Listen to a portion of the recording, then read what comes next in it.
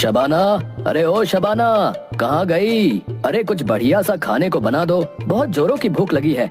मानो पेट में साक्षात मिल्खा सिंह जी भाग रहे हों। क्यों नहीं, क्यों नहीं। लो जो है सो खा लो आप। आज एतवार है और पिछले एक हफ्ते से हालत फाड़ रही हूँ, राशन ले आओ। अरे अरे, इतना गुस्सा मत हो मेरी शब्बू, मैं कुछ करता हूँ। क्या क्या सपने संजो कर आई थी मैं यहाँ, इतने बड़े ठग के घर बहू बनने जा रही हूँ। मुझे क्या पता था ऐसा निकम्मा ठग निकलेगा ये। वो तो बस पिताजी ने ससुर जी के किस्से बहुत सुन रखे थे, इस वजह से यहाँ ब्याह दिया। शबाना बहुत हो गया, अब तो मेरे अंदर के ठग को जगा रही हो। देखो मेरे तक तो सही है, लेकिन पिताजी एक रेप्यूटेड ठग थे। हाँ अरे जाओ जाओ, इस परिवार में जब से आई हूँ बस यही सुन रही हूँ। आज तक कोई बड़ी ठगी करके लाए हो? शबाना अब ना रुकने वाला मैं, तू जल्दी से गुड़ की एक डली खिला दे। अब देख तेरा मंगत कैसे बनता है ठगों का बादशाह। आज तो पिताजी का नाम रोशन करके ही आऊंगा। हाँ।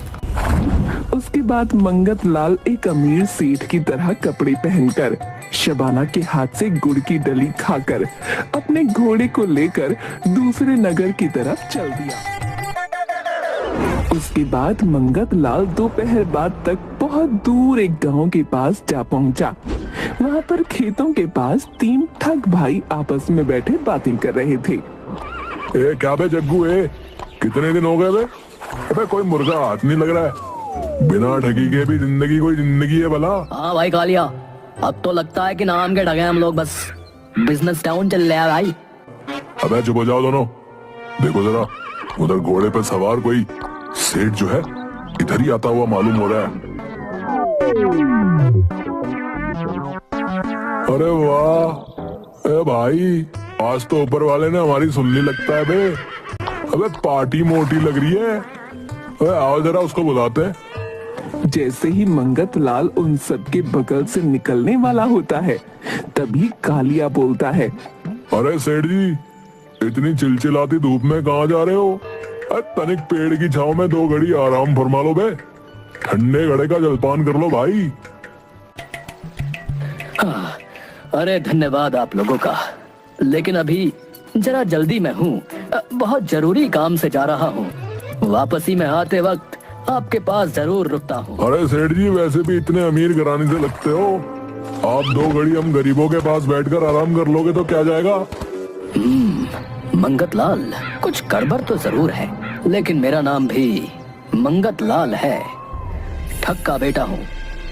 अरे अरे, अब आप लोग इतने प्यार से बुलाते हो तो रुक ही जाता हूँ।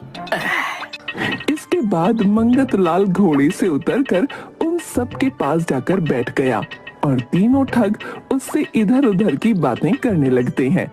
अरे सेठ जी, अगर बुरा ना मानो तो एक बात कहूँ? हाँ हाँ कहो भाई। सेठ जी, बात बताने से पहले मेरी एक शर्त है। अरे भाई, आपकी जो भी शर्त है मुझे मंजूर है, आप बताइए क्या बात है।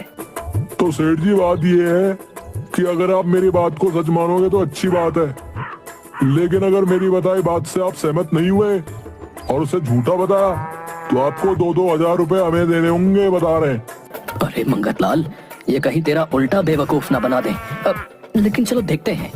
हाँ हाँ भाई, ठीक है, मुझे आपकी शर्त मंजूर है। बताओ, अब बात बताओ। अरे क्या बताऊं सेठ जी, बात आज से 8 साल पहले की है। मैं अपनी भैंस चरा रहा था और सामने मेरे खेत में ईख की भरपूर फसल खड़ी थी। देखते ही देखते मेरी भैंस ईख के खेत में कहीं खो गई। हमने सारा खेत ढूंढा, लेकिन भैंस कहीं नहीं मिली। अब उसके बाद क्या हुआ? होना क्या था, भैंस तो ढूंढनी थी। हमने खेत की सारी ईख कटवा दी, भैंस फिर भी नहीं मिली। उसके बाद मैं उस ईख को कोलू पे लेके गया, वहां पे उसका रस निकलवाया, लेकिन भैंस फिर भी नहीं मिली। उसके बाद मैंने जब उस रस को काट कर उसका गुड़ निकलवाया, और जब एक दिन दोपहर में मेरी बीवी खेत में खाने के बाद गुड़ की डली खाने को लेकर आई, तो मैंने जैसे ही गुड़ खाना शुरू किया तो भैंस की पूंछ मेरे हाथ में आ गई। फिर मैंने वही पूंछ खींचकर भैंस को बाहर निकाला, तब मेरी जान में जान आई। कालिया भाई बिल्कुल सही बता रहे, लेकिन जिनको भी भाई ने ये बात बताई है ना, सब लोग इस बात को झूठा ही बताते हैं। सेठ जी, अब आप ही बताओ, मेरी बात झूठी है सच्ची है? अच्छा बच्चू, ठग के बेटे को ठगोगे? अच्छा रुक। अरे हाँ हाँ भाई हाँ, कभी कभी ऐसी घटनाएं हो जाती हैं। मेरे साथ खुद ऐसी कई घटनाएं घटी हैं। बेवकूफ लोग हैं इस गांव के जो आप जैसे भले मानुस की बातों का विश्वास नहीं करते। अबे ये सेठ तो जरूरत से ज्यादा समझदार निकला बे। अरे भाई आपको क्या बताऊं, आज सुबह ही मेरे साथ ऐसी घटना हो गई। अरे भाइयों, मैं भी अपनी ऐसी बात नहीं बताऊंगा, मेरी शर्त भी आप लोगों को माननी होगी। हाँ बताइए तो सही, क्या शर्त है आपकी? शर्त यही है कि अगर आप लोगों ने मेरी बात को झूठा माना तो तुम तीनों को 2-2 हजार रुपए मुझे देने होंगे, और अगर सच मान लिया तो कोई बात नहीं।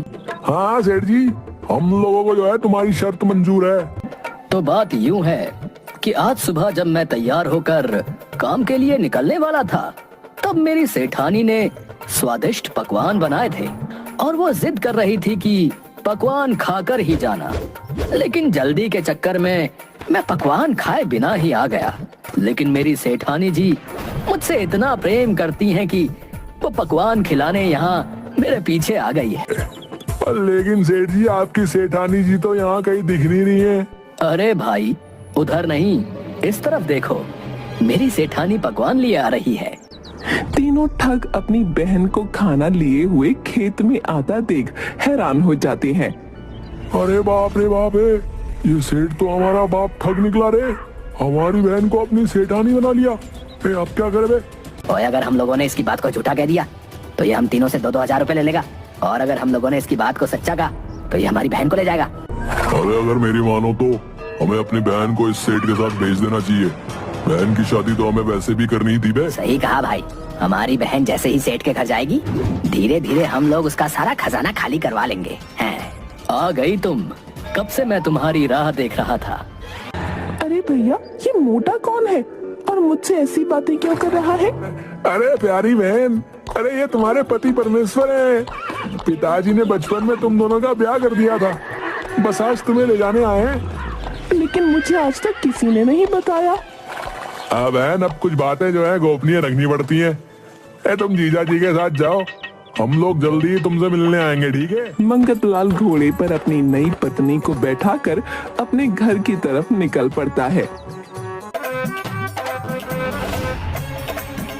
अरे शबाना, अरे कहाँ गई? देखो तो, तुम कहती थी कि मैं कुछ काम नहीं करता, देखो तो मैं क्या लेकर आया हूँ।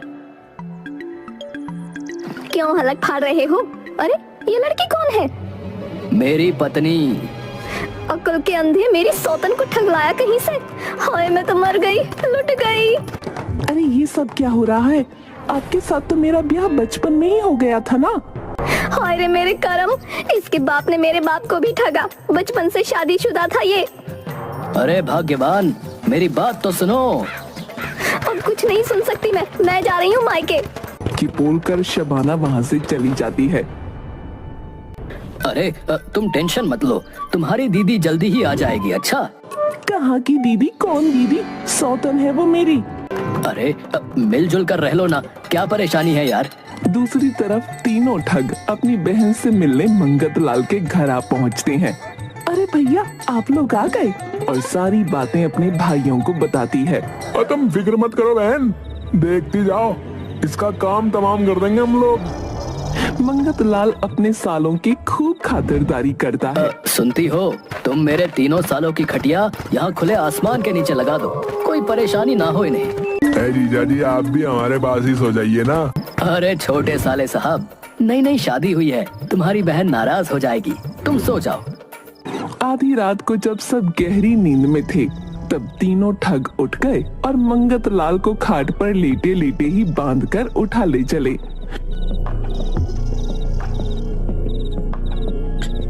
थोड़ी दूर चलने पर पास में एक पुराना दलदल का तालाब है बे, बस वहीं पर इसको फेंक आएंगे। चलते चलते कमर टूट गई बे, तुम लोग कहो तो थोड़ी देर आराम कर लें। हाँ भाई, जीजा बहुत ही मोटा है, इसी पेड़ के नीचे थोड़ी देर सुस्ता लेते हैं। सभी लोग खटिया को रखकर आराम करने लगते हैं। उन्हें थकान के कारण कब नींद आ जाती है पता ही नहीं चलता। थोड़ी देर में सूरज निकल आता है और एक बकरी चराने वाला चरवाहा अपनी 20 बकरियों के साथ वहां आ पहुंचता है।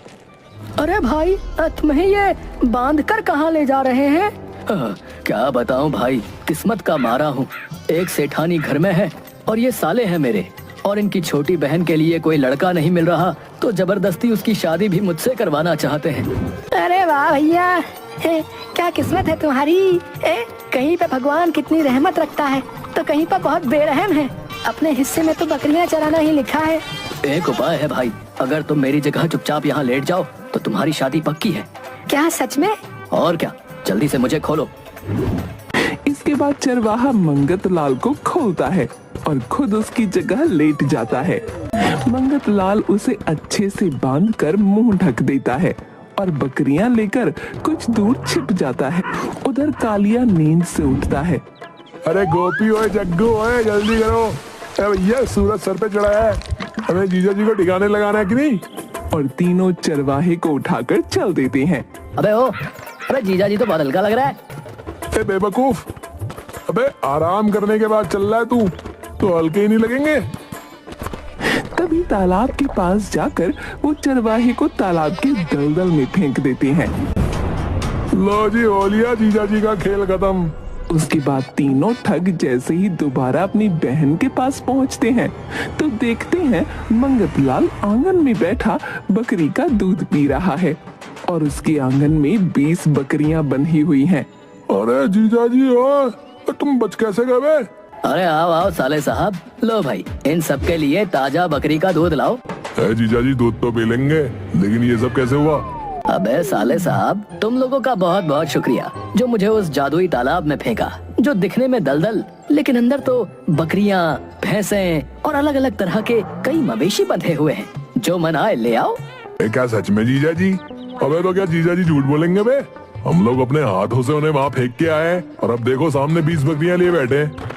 हमें भी जल्दी जाकर वहाँ से अच्छे अच्छे मवेशी लेके आने चाहिए बे। चलो बे, चलो जल्दी करो बे। अरे जीजा जी, तालाब में हमें कूदना कहाँ पर है, बता दीजिए। आप भी चलिए ना हमारे साथ। अच्छा, ठीक है। भाग्यवान, तुम जरा बकरी के दूध की खीर बना लो, है? मैं अपने सालों को खरीदारी करवा लाता हूँ। उसके बाद मंगत लाल और तीनों ठग तालाब के पास जाते हैं। तुम तीनों जो है ना, एक साथ तालाब के बिल्कुल मध्य में कूद जाओ, और हाँ, एक साथ कूदना ताकि एक साथ मवेशी पसंद कर सको, समझे? जीजू, आप कितने भले हो यार, खामखा मैं आपको गलत समझ रहा था। प्यारे साले साहब, अब बातों में समय मत बिताओ, जल्दी कूदो। उसके तुरंत बाद तीनों ठग एक साथ दलदल में कूद जाते हैं और मर जाते हैं। मंगत लाल हंसता हुआ घर की तरफ आ जाता है।